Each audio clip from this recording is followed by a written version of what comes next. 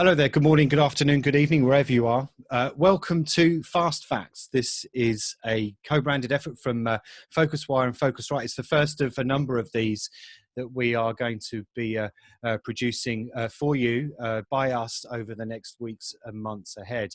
This first one is the traveller sentiment in the age of COVID-19.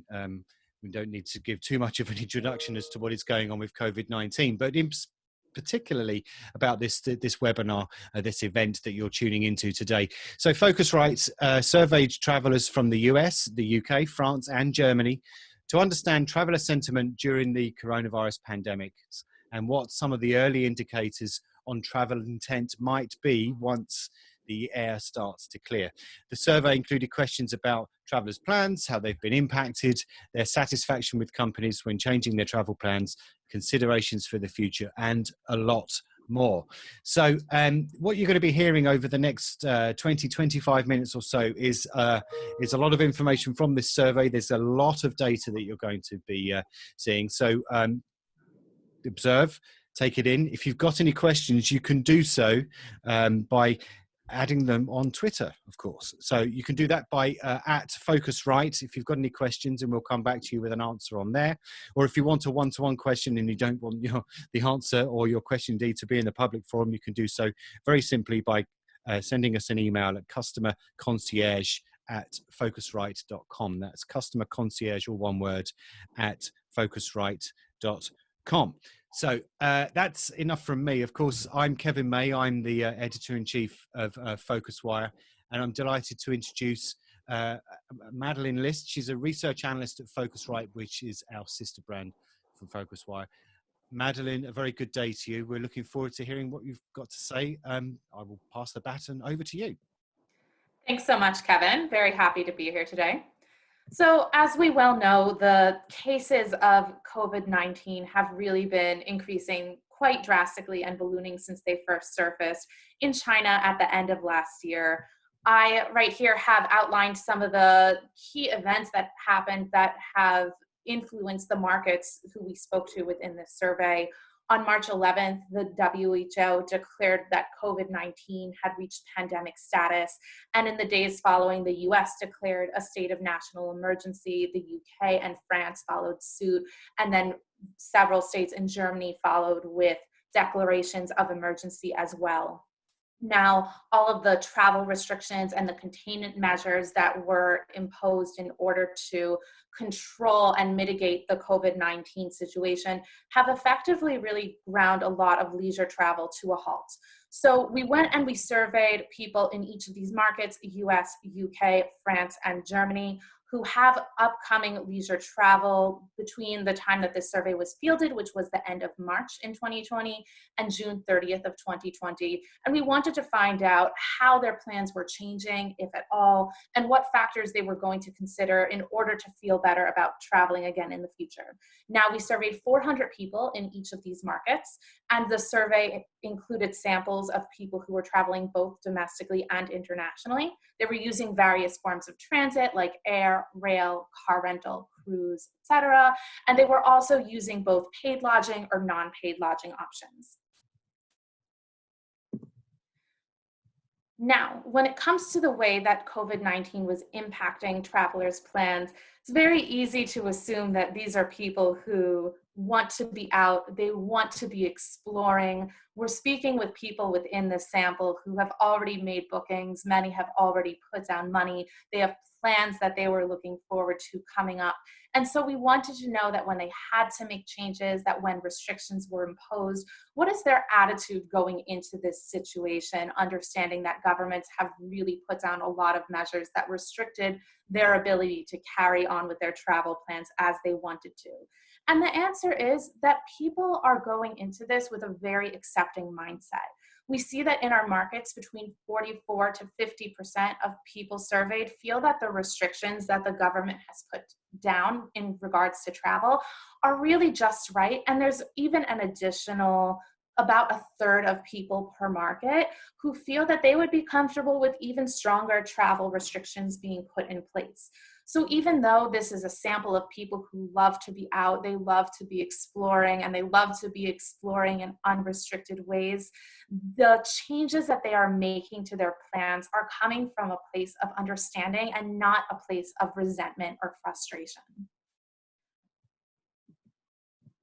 When it comes to the ways that their trips were actually affected, the number one way that trips were affected in the US, UK, and France was that trips were being postponed. After that, the next most common was for trips to be canceled. In Germany, it was the reverse. People were actually opting for cancellation more often than they were opting to postpone.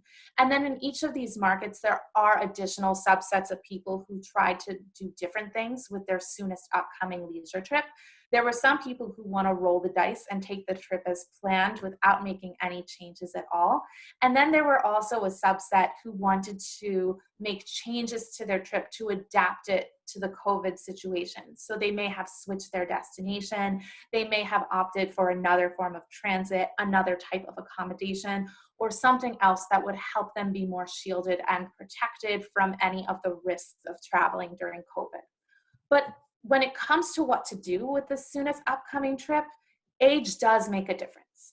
And this depends on the market as well. In the US, where many younger people felt that COVID-19 was a bigger threat to older generations, the younger travelers were more willing than others to take the chance that they would be able to travel as planned without making any adjustments to the timing or the way that they would carry out their trip.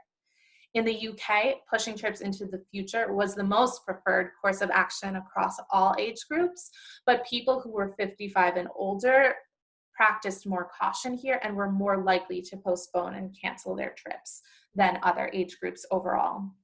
Germany was an interesting situation because travelers approached this with a more egalitarian approach across age verticals. They were similarly likely to either cancel or postpone across age groups.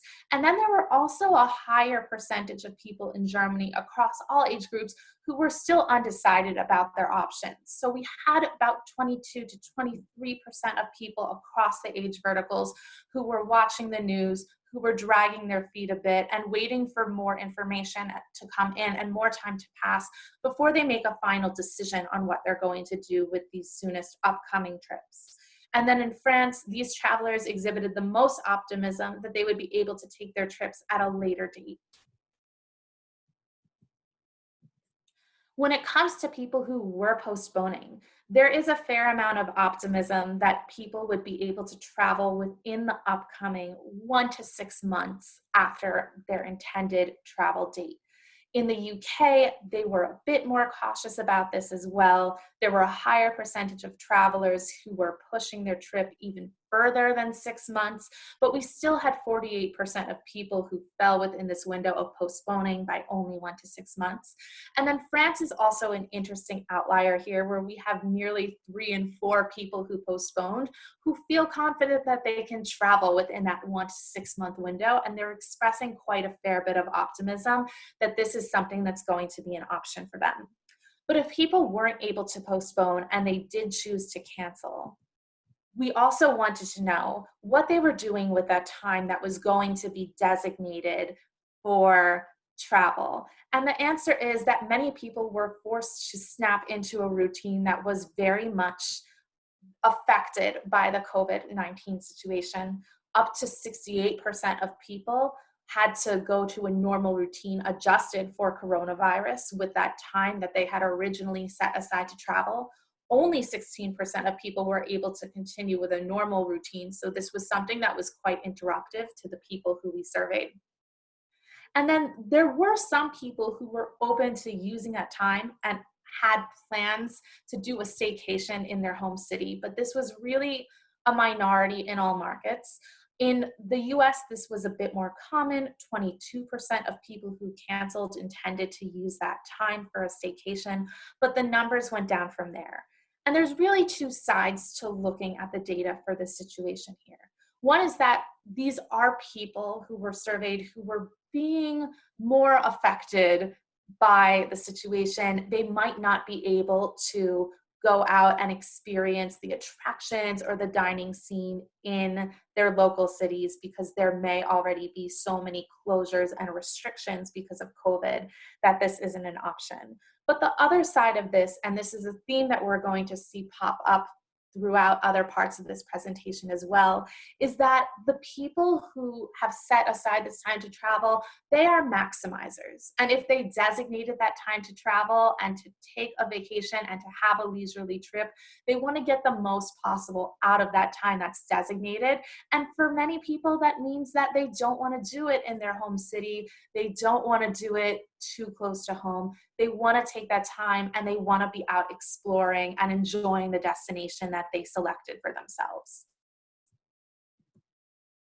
That being said, there were many factors that were weighing on people's decisions to change their plans in any way. This includes postponements, cancellations, or changing the nature of their trip.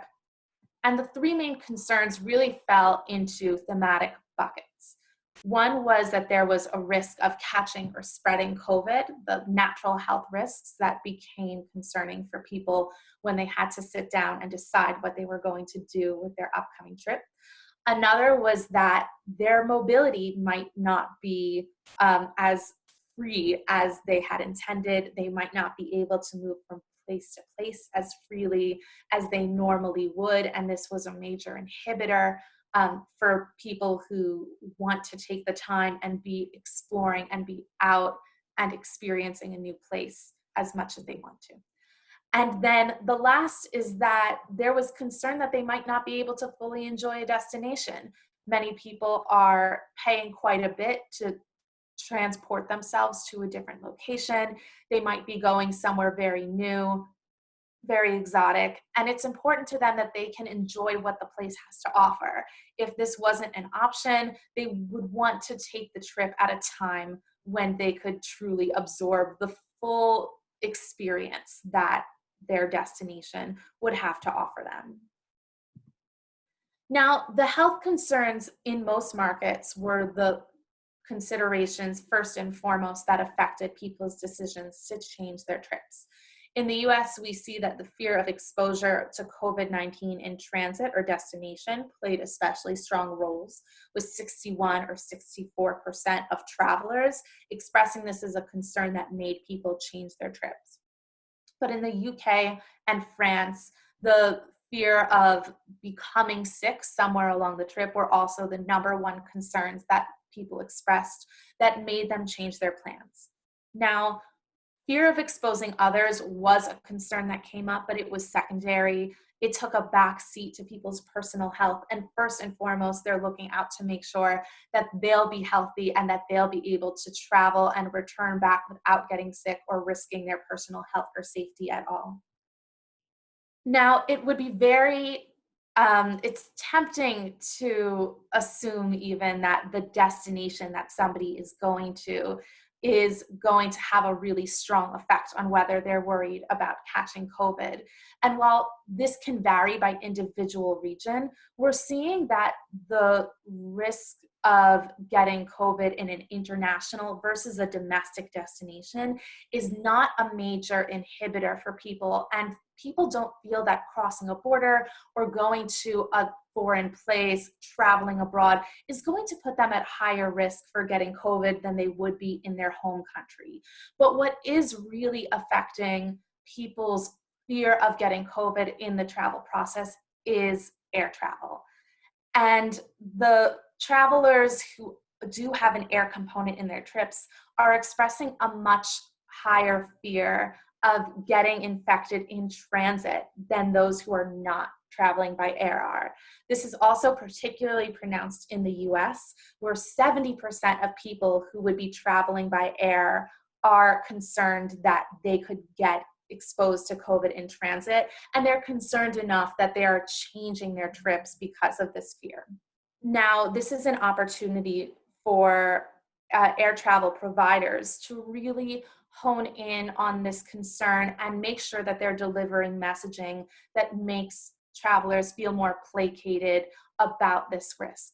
When airlines are making practices to sanitize planes in different ways that are more aggressive and protect people more, when they are minimizing exposure that passengers would need to have with the in-flight crew or the airline staff, or when they're changing seating plans in order to make people more spaced out from fellow passengers and impose more social distancing within the flights. These are things that could make people feel better about embarking on air travel when they're prepared to, because this is really a very strong factor that's encouraging people to change their plans, and it's something that they would want to feel better about before traveling again. Now, restricted mobility is also a concern that came up quite frequently. People want to feel that when they arrive at a destination, they can move about as they please, they can see what they want to, that they have freedom to enjoy a place in the way that they want to without having government or law enforcement step in and impose restrictions on them. Now, while they're understanding, as we saw before, about why restrictions are necessary, the fear of being quarantined still is motivating in making people change their plans. In Germany, which is a country that has had very aggressive testing measures and a very supportive and comprehensive healthcare system to address COVID-19, people actually are more concerned about fear of being quarantined overall than they're concerned about getting sick throughout their journey. But in other markets as well, they're still citing this as a frequent concern that's making them want to change their plans. And that includes both being quarantined when they arrive at a destination and being quarantined after their return home. And then another side of this coin is that while they might have fear of being quarantined or restricted in that regard, they're also worried about not getting home safely. There have been travel restrictions being imposed quite rapidly, and the travel restrictions could even change from day to day in some of these markets very quickly. And there have also been a fair amount of changes to the flight schedules and the transportation options available. And the travelers are telling us that they're scared that they might be able to go to their destination, but they might not get home safely. And that fear is causing a fair number of people to change the trips until they would be able to not worry about getting stranded within their destination. And then the last big theme that we're seeing is that people really want to enjoy what a destination has to offer, whether that's the lodging options, the dining options, restaurants, bars. People really want to be able to take advantage of those things if they're taking themselves out to the new destination. And if they fear that they might not be able to enjoy that because of all the closures that are happening, they're willing to change the trip plans because of that. To a lesser extent, the attractions and activity closures are also having effect on that as well. People would feel that they would not be able to enjoy everything that they had planned if too many attractions and activities are closed. And we do have a fair group of people who are choosing to consider this when they decide that they don't want to take their trip as planned. Now, when they do decide that they need to make changes to a trip, that usually involves interacting with service providers in order to make these changes. And we know that there's been a massive influx of customer service needs from travelers who need to make changes, whether that's postponements or cancellations or any other types of changes. And while there has been quite a burden on travel providers to deal with this huge onslaught of calls and new customer needs, what we're seeing from people is that overall, they're really quite satisfied with the way that this is being handled. We have the majority across all markets, between 53 and 64% of people who had to change their plans, saying that they were highly satisfied with the way that this was handled. And this was magnified even more with travelers who were 55 or older. We know from other studies that we've done at Phocuswright that loyalty status tends to be higher with these travelers who are 55 and older, and also that they can have some higher brand loyalty that affects their perceptions of the brands and how they interacted with them. And these factors can really come into play with increasing overall satisfaction of the experience. In the US and UK in particular, we're seeing some huge numbers with people who are 55 and older, that about 3/4 of people in these markets find themselves highly satisfied with the way that their changes were handled. And many of these people in this age group across these markets had to change their trips at a higher rate than their younger counterparts as well. So the fact that they were finding themselves happy with this is huge. And this is pause for the travel providers to give themselves a pat on the back for this. The need that customers filed in for with all these customer service calls were really coming in at a huge magnitude, and they dealt with it in a way that made travelers feel satisfied with the experience. But now that the changes have been made for many of the travelers, there's also a massive question about what can change to make them feel comfortable traveling again. We see that many people postponed within the near future, but at the time, the postponement was a bit of a guess, and we wanted to drill down into the specific cues that would make travelers feel more comfortable and more open about hitting the road again and traveling as they used to. What are they looking for to make them feel that they can return to quote unquote business as usual when it comes to their leisure travel? So for starters, let's talk about what is not motivating them.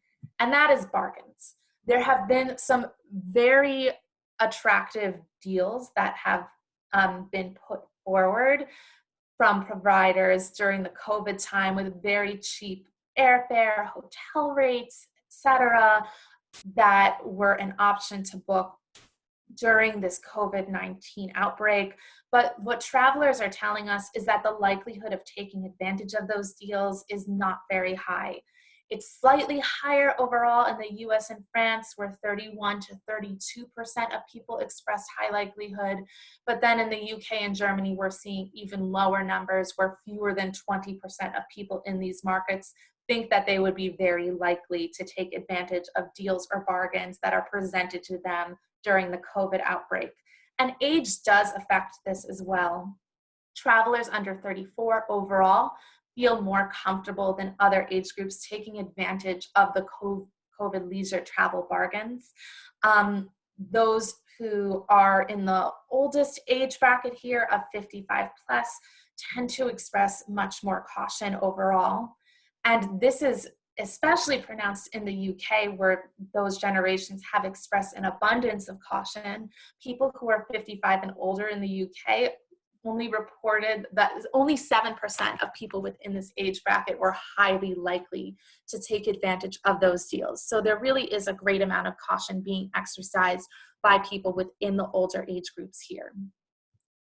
What they do want to see is that those barriers we discussed prior, the fear of getting sick or spreading COVID, the fear of restricted mobility, and the fear of not being able to experience and enjoy a destination fully will be lifted.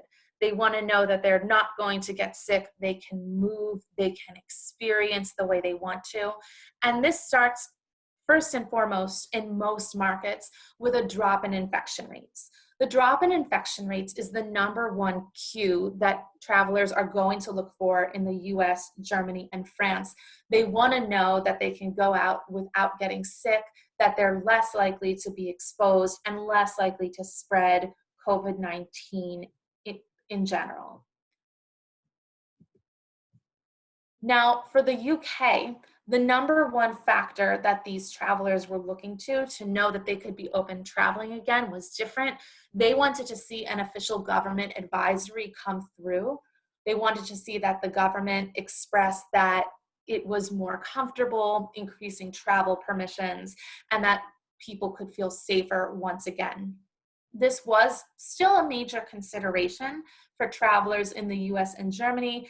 In France, we see that this market is a bit of an outlier here. They don't have quite as much trust in the government that the advisory would make a huge difference.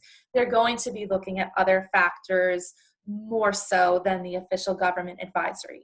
Change in quarantine policies would also make people feel more open and free that they can be traveling again without being cooped up in their destination or on their return home. And also a change in border control policies is a frequent factor that people say they would also look to as a cue that traveling again is safe. Now, it's not much of a surprise that the border control policy changes would be more motivating to those who are planning on traveling abroad for their next trip, more so than those who are traveling domestically. But there are definitely domestic travelers who are still looking at the border control policies as a cue that the government feels that mobility can be encouraged again. So everybody would be watching this to some extent across the international travelers or the domestic traveler verticals. And then lastly, the destination experience is something that they want to see expand before they feel comfortable traveling again. First, with hotels, restaurants, and bars reopening, they want to see their lodging abilities or the lodging options expand, and they want to see that they also have increased dining options that are available to them within the destination. It's something that people look forward to. It's something that people rely on when they visit a new place, and they want to know that it's not going to be a challenge with closures to find places to stay and to find places to eat.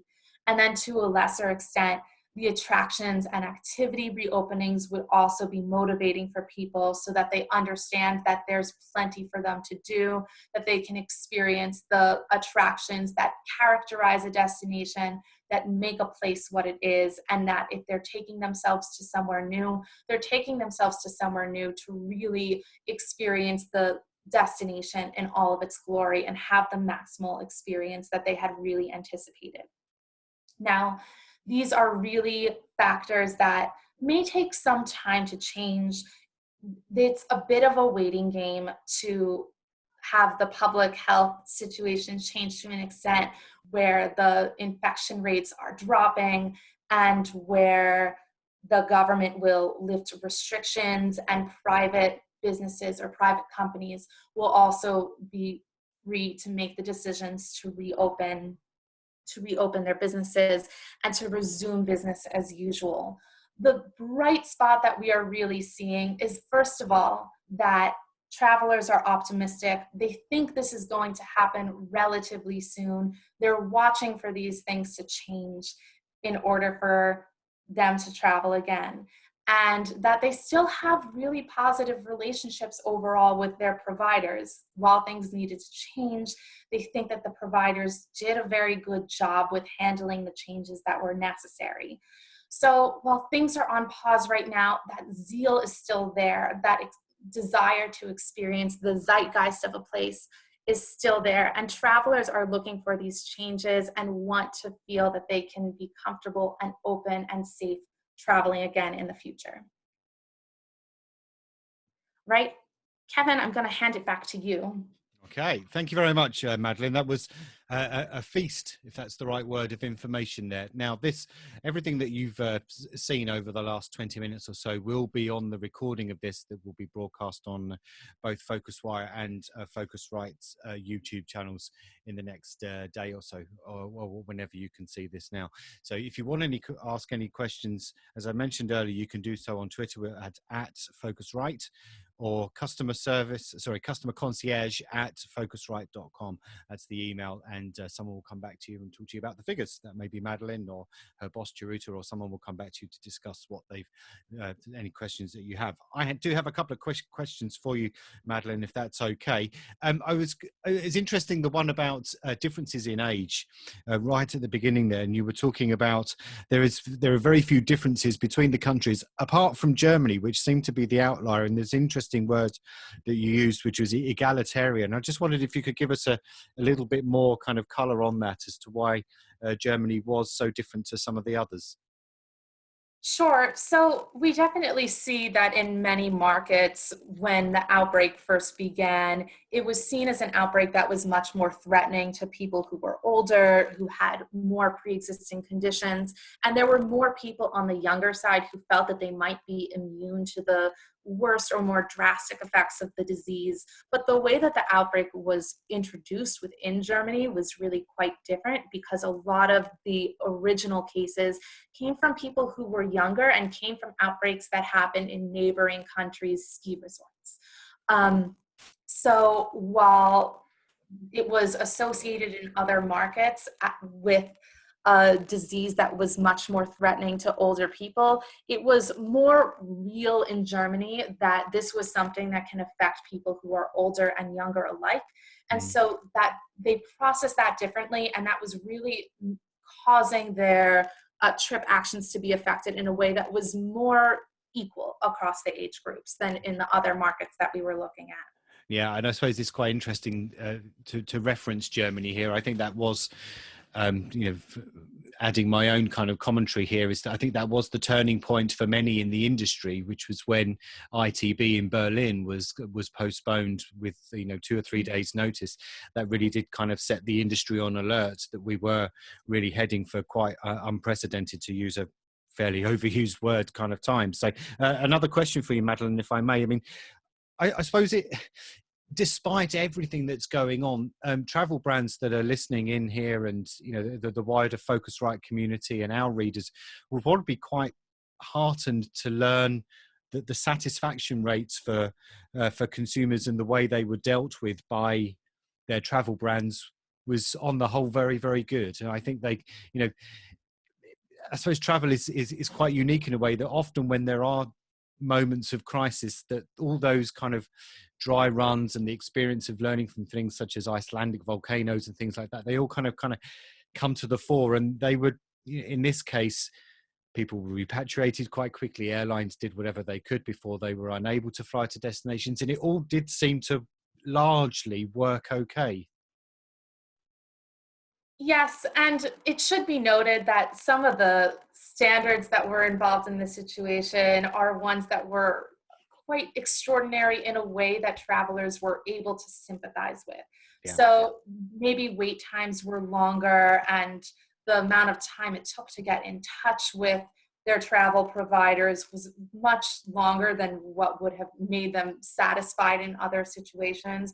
But the magnitude of this is something that travelers understand. And when they finally are able to get in touch, and when they finally are able to speak with providers, they are coming out the other end in a very satisfied mood with it, even though these are standards that might not be as acceptable in a different time. But we definitely see that customers understand that these are extraordinary circumstances, and they're likely judging that satisfaction experience by a different bar than they would in another scenario.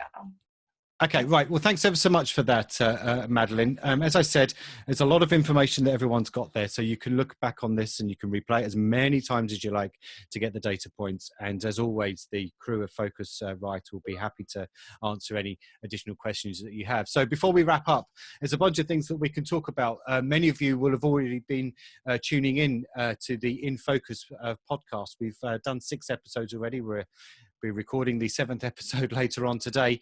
That's where we get a guest in and we talk for about 15-20 minutes each week about a different area of things that have been going on. We've had some terrific guests over the first 6 episodes, and we're going to have many more to come. What they've also been doing, Phocuswright with their partner at Logic, which is these hotel forecasts. We've just published the 3rd one of those. That was for San Francisco. We've also published hotel forecasts for New York City, and the second one was Singapore. And these are really excellent reports. It's not just forecasting as you might think about it. It's using some really interesting modeling, and we've gone into detail in that actually in the last episode of the podcast, where we explain what that modeling is doing. So look out for those. They're coming out on pretty much at the moment on a weekly basis with a different metropolitan area around the world. Phocuswright is also producing some regular COVID updates. There's those, as you can see in front of you there: US airlines, hotel and lodging OTAs, car rental and the cruise one, which would be very, very interesting given the enormous focus that has been on the cruise sector. That one is coming very, very soon. So look out for that one. And last and by no means least, the PhocusWire live blog, which is something we've been doing. We're almost up to 9 weeks, I think, of the live blog, where we've been covering not only the things that we do ordinarily from the digital travel sphere, but we've been aggregating all the news as it's been coming in from brands themselves, government announcements, and other agency bits of information. And it's become an incredibly popular part of what we do. I don't know if popular is the right word, but it's become a hugely interesting part of what we do. We're taking all these other bits of information and churning them out for our readers as well. So keep an eye on that. It's in a very prominent place on the PhocusWire homepage. So plenty more to come from Phocuswright and PhocusWire in the days, weeks, and months ahead. So as always, look out for your newsletters, whether that's the PhocusWire one or research subscribers get a weekly newsletter from Phocuswright as well. So last of all, that was all you're going to hear from me. I was Kevin May from PhocusWire, and thank you very much to Madeline List from Phocuswright. Thank you, Madeline. Thanks, Kevin. Okay, and as always, thank you very much to everybody that's tuned in. Thanks again. We'll see you next time.